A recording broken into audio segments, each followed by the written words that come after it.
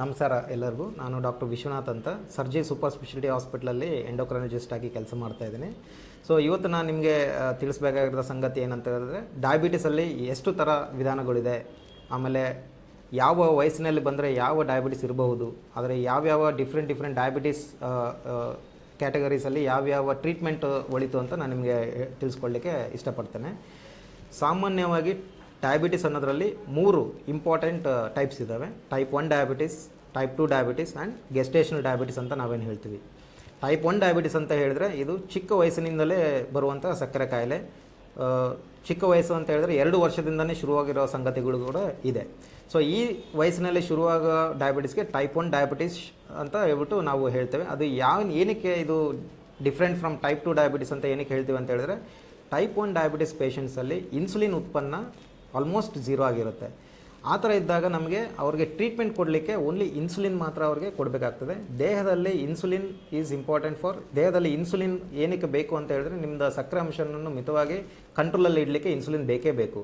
Type 1 diabetes ಪೇಷಂಟ್ಸಲ್ಲಿ ಆ insulin ಉತ್ಪನ್ನ ಆಗುವುದಿಲ್ಲ. ಏನಕ್ಕೆ ಅಂತ ಹೇಳಿದ್ರೆ, ಅದು ಅವರ ದೇಹ ಅವರ ಪ್ಯಾಂಕ್ರಿಯಾಸ್ ಒಡನೆ ಹೋರಾಟ ಮಾಡಿಬಿಟ್ಟು ಇನ್ಸುಲಿನ್ ಉತ್ಪನ್ನ ಆಗುವಂಥ ಕಣಗಳನ್ನು ಡ್ಯಾಮೇಜ್ ಮಾಡಿರುತ್ತೆ.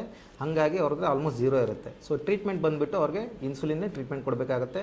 ಕೆಲವು ಪೇಷಂಟ್ಸ್ಗಳು ಇಲ್ಲ, ನಮಗೆ ಇದು ಚಿಕ್ಕ ವಯಸ್ಸಲ್ಲಿದೆ, ಇನ್ಸುಲಿನ್ ಬೇಡ, ಲೈಫ್ ಲಾಂಗ್ ಇನ್ಸುಲಿನ್ ತೊಗೋಬೇಕು ಅಂತ ಹೇಳ್ಬಿಟ್ಟು ಅವರು ಹೋಗ್ಬಿಟ್ಟು ಬೇರೆ ಪದ್ಧತಿ ಔಷಧಿಗಳು ತೊಗೊಳ್ಳೋದಾಗಲಿ ಅಥವಾ ಮಾತ್ರೆ ತೊಗೊಳ್ಳೋದಾಗಲಿ ಪ್ರಯತ್ನ ಮಾಡಿ ಮತ್ತೆ ಅವರು ಆಸ್ಪತ್ರೆಗೆ ಬಂದು ಲಕ್ಷಾನುಗಟ್ಟಲೆ ಖರ್ಚು ಮಾಡಿಬಿಟ್ಟು ತುಂಬ ಕಷ್ಟಪಟ್ಟಿರೋರು ನಮಗೆ ಸಂಗತಿಗಳಿದೆ.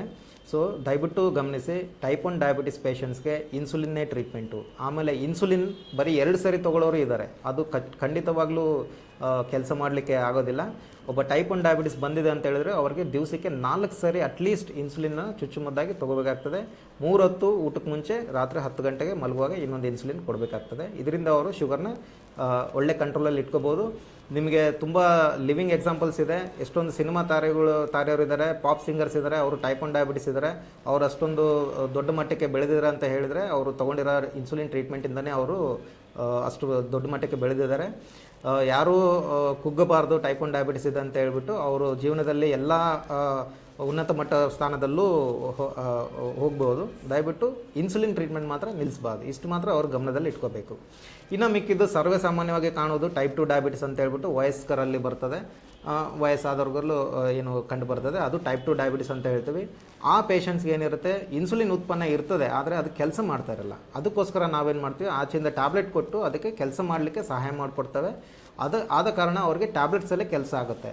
ಇನ್ನು ಕೆಲವು ಟೈಮ್ ಏನಾಗುತ್ತೆ, ಟೈಪ್ 2 ಡಯಾಬಿಟಿಸ್ ಪೇಷಂಟ್ಸೇ ಕೆಲವೊಮ್ಮೆ ಏನಾದರೂ ಆಕ್ಸಿಡೆಂಟ್ ಆಗಿ ಬರ್ತಾರೆ, ಅಥವಾ ಸರ್ಜರಿ ಇರ್ತದೆ, ಅಥವಾ ಏನಾದರೂ ಕಾಲಲ್ಲಿ ಗ್ಯಾಂಗ್ರೀನ್ ಮಾಡ್ಕೊಂಡು ಬಂದಿರ್ತಾರೆ, ಇನ್ಫೆಕ್ಷನ್ ಇರ್ತದೆ. ಅಂಥ ಟೈಮಲ್ಲಿ ಅವ್ರಿಗೂ ಕೂಡ ನಾವು ಇನ್ಸುಲಿನ್ ಕೊಡ್ತೇವೆ. ಅದಕ್ಕೆ ಕೊಡುವ ಉದ್ದೇಶನೇ ಬೇರೆ. ಅದು ಬೇಗ ಶುಗರ್ನ ಕಂಟ್ರೋಲಲ್ಲಿ ಇಟ್ಕೊಂಡು ಗಾಯ ವಾಸಿ ಆಗಲಿಕ್ಕೆ ಅಥವಾ ಆಪರೇಷನ್ ಟೈಮ್ಗೆ ಅವ್ರನ್ನ ರೆಡಿ ಮಾಡಲಿಕ್ಕೋಸ್ಕರ ನಾವು ಇನ್ಸುಲಿನ್ ಕೊಡ್ತೇವೆ. ಅದು ಬೇರೆ ಉದ್ದೇಶನೇ ಇರ್ಬೋದು. ಇನ್ನು ಕೆಲವು ಟೈಪ್ 2 ಡಯಾಬಿಟಿಸ್ ಪೇಷಂಟ್ಸ್ ತುಂಬ ವರ್ಷಗಳಾದಮೇಲೆ ಮಾತ್ರೆಗಳು ಕೆಲಸ ಆಗದೇ ಎಕ್ಸ್ಟ್ರಾ ಇನ್ಸುಲಿನ್ ಕೊಡಬೇಕಾದ ಪರಿಸ್ಥಿತಿನೂ ಬರ್ಬೋದು. ಇನ್ಸುಲಿನ್ ಅಂದಷ್ಟೇ ಯಾವ ಕುಗ್ಬಾರ್ದು, ಅದು ಜಸ್ಟ್ ಪಾರ್ಟ್ ಆಫ್ ಟ್ರೀಟ್ಮೆಂಟ್. ಇತ್ತೀಚೆಗೆ ಮಾತ್ರ ಈ ಟ್ಯಾಬ್ಲೆಟ್ಸ್ ಎಲ್ಲ ಬಂದಿರೋದು, ಮುಂಚೆ ಎಲ್ಲ ಇನ್ಸುಲಿನೇ ಟ್ರೀಟ್ಮೆಂಟ್ ಇದ್ದಿದ್ದು. ಸೊ ಯಾರೂ ಅದ್ರ ಬಗ್ಗೆ ಭಯ ಪಡುವಂಥ ಸಂಗತಿನೇ ಇಲ್ಲ. ಇನ್ನೊಂದು ಪ್ರಮುಖವಾದ ಟೈಪ್ ಡಯಾಬಿಟಿಸ್ ಅಂತ ಹೇಳಿದ್ರೆ ನಮ್ಮ ಗೆಸ್ಟೇಷನಲ್ ಡಯಾಬಿಟಿಸ್ ಅಂತ ಹೇಳಿದ್ರೆ ಈ ಗರ್ಭಿಣಿಯರಲ್ಲಿ ಏನು ಸಕ್ಕರೆ ಕಾಯಿಲೆ ಕಂಡು ಬರ್ತದೆ, ಅದನ್ನು ನಾವು ಗೆಸ್ಟೇಷನಲ್ ಡಯಾಬಿಟಿಸ್ ಅಂತ ಹೇಳ್ತೀವಿ. ಇದು ತುಂಬ ಸೂಕ್ಷ್ಮವಾದಂತಹ ಒಂದು ಸಂಗತಿ ಇರ್ತದೆ. ಯಾಕಂದರೆ ತಾಯಿ ಮತ್ತು ಮಗು ಅಂತ ಎಲ್ಲೇ ಬಂದರೂ ಕೂಡ ಅದು ತುಂಬ ಸೂಕ್ಷ್ಮನೇ. ಅವರಿಗೆ ಏನಾಗುತ್ತೆ, ಕೆಲವ್ರಿಗೆ ಫ್ಯಾಮಿಲಿಯಲ್ಲಿ ಡಯಾಬಿಟಿಸ್ ಇರುವಂಥ ಸಂಗತಿಗಳು ಇರ್ತದೆ. ಆಗ ಆ ಫ್ಯಾಮಿಲಿಯ ಒಬ್ಬ ಹೆಣ್ಣು ಗರ್ಭಿಣಿ ಆಗ್ತಾ ಇದ್ದಾರೆ ಅಂದಾಗ ಅವ್ರಿಗೆ ಸಾಮಾನ್ಯವಾಗಿ ಆ ರಿಸ್ಕ್ ಇದ್ದೇ ಇರ್ತದೆ. ಅಥವಾ ತುಂಬ ತೂಕ ಇರುವಂಥ ವ್ಯಕ್ತಿ ಏನಾದರೂ ಪ್ರೆಗ್ನೆನ್ಸ್ ಆಗ್ತಾ ಇದ್ದಾರೆ ಅಂತ ಹೇಳಿದ್ರೆ ನಮ್ಗೆ ಮುಂಚೆಯಿಂದನೇ ಗಮನದಲ್ಲಿರಬೇಕು, ಅವರು ಡಯಾಬಿಟಿಸ್ ಬರೋ ಚಾನ್ಸಸ್ ಇರ್ತದೆ.